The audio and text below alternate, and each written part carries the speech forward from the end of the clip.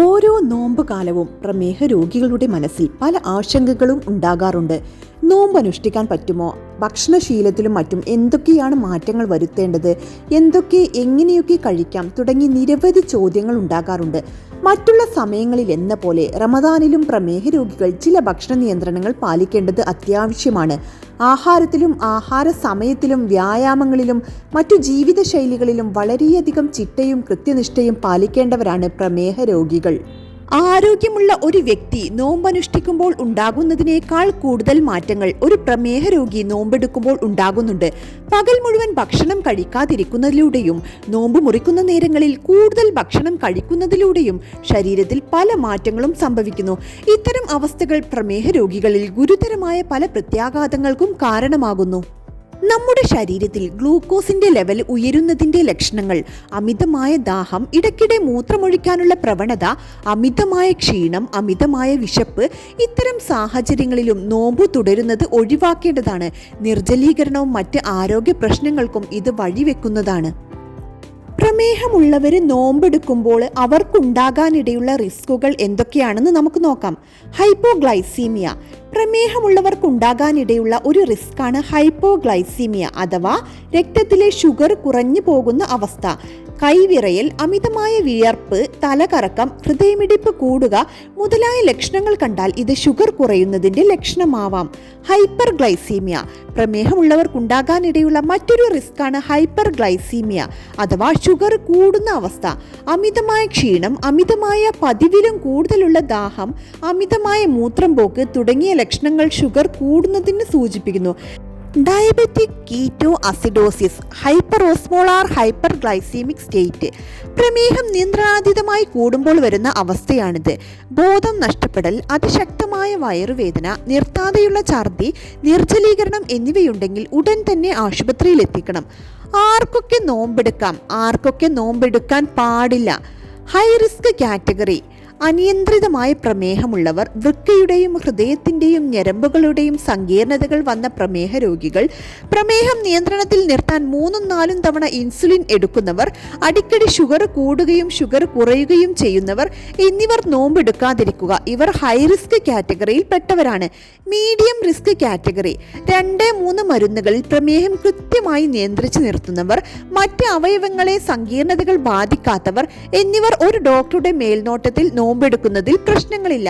Law risk category. ജീവിതശൈലി മാറ്റങ്ങളിലൂടെ പ്രമേഹം നിയന്ത്രണത്തിൽ നിർത്തുന്നവർ, 1-2 ഗുളികകൾ കൊണ്ട് വളരെ കൃത്യമായി ഷുഗർ നോർമലായി നിലനിർത്തുന്നവർ എന്നിവർ ഈ വിഭാഗത്തിൽ പെടുന്നു. ഇവർക്കും നോമ്പെടുക്കുന്നത് കൊണ്ട് കുഴപ്പമൊന്നുമില്ല.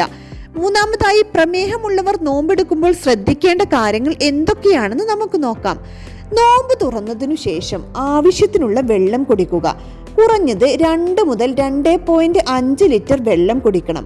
എണ്ണയിൽ പൊരിച്ചതും വറുത്തതുമായ പലഹാരങ്ങൾ ഒഴിവാക്കുക. പ്രമേഹത്തിന്റെ ഭക്ഷണക്രമങ്ങൾ കൃത്യമായി പിന്തുടരുക. പകൽ സമയങ്ങളിൽ ഒരുപാട് വിയർക്കാതെ നോക്കുക. കൃത്യമായി ഷുഗർ ടെസ്റ്റ് നടത്തുക.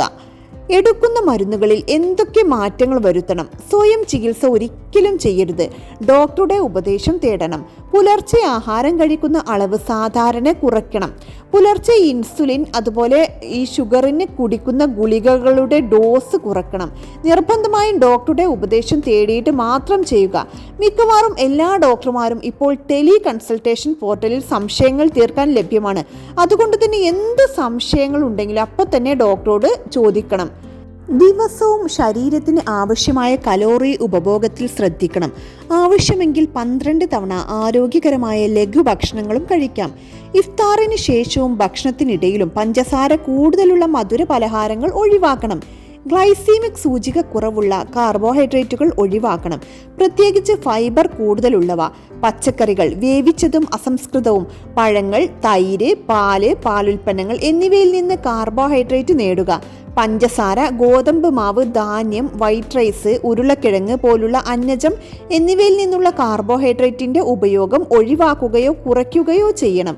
ആവശ്യത്തിന് വെള്ളം കുടിക്കുക. ശുദ്ധജലമാണ് ഉത്തമം. പഞ്ചസാര പാനീയങ്ങൾ, ജ്യൂസുകൾ, സിറപ്പുകൾ, ടിന്നിലടച്ച ജ്യൂസുകൾ അല്ലെങ്കിൽ പഞ്ചസാര ചേർത്ത ജ്യൂസുകൾ എന്നിവ ഒഴിവാക്കണം.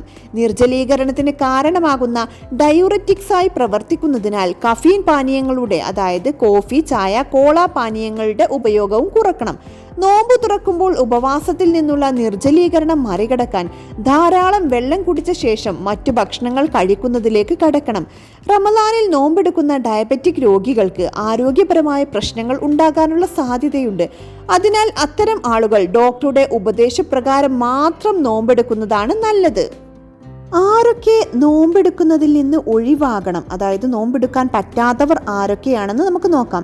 പ്രമേഹം നിയന്ത്രണ വിധേയമല്ലാത്തവർ, കുറച്ചു കാലങ്ങളായി ഗ്ലൂക്കോസിന്റെ അളവ് വളരെയധികം ഉയർന്നു നിൽക്കുന്ന രോഗികൾ, പെട്ടെന്ന് ഗ്ലൂക്കോസിന്റെ അളവ് കൂടുകയും കുറയുകയും ചെയ്യുന്ന രോഗികൾ, വൃക്ക, ഹൃദയരോഗങ്ങൾ തുടങ്ങിയവ ഉള്ളവർ, ദിവസവും 2ൽ കൂടുതൽ തവണ ഇൻസുലിൻ എടുക്കുന്ന രോഗികൾ, ടൈപ്പ് 1 പ്രമേഹമുള്ള കുട്ടികൾ, പ്രമേഹ രോഗമുള്ള ഗർഭിണികൾ, പ്രായമായവരും പ്രമേഹമുള്ളവരുമായ ആളുകൾ തുടങ്ങിയവരൊക്കെ നോമ്പെടുക്കുന്നതിൽ നിന്ന് ഒഴിവാകണം. അപ്പോൾ നമ്മൾ സ്വയം ചികിത്സ ഒരിക്കലും നടത്തരുത്. കൃത്യമായിട്ട് ഡോക്ടറുടെ നിർദ്ദേശപ്രകാരം മാത്രം നോമ്പെടുക്കാൻ വേണ്ടിയിട്ട് ശ്രദ്ധിക്കണം.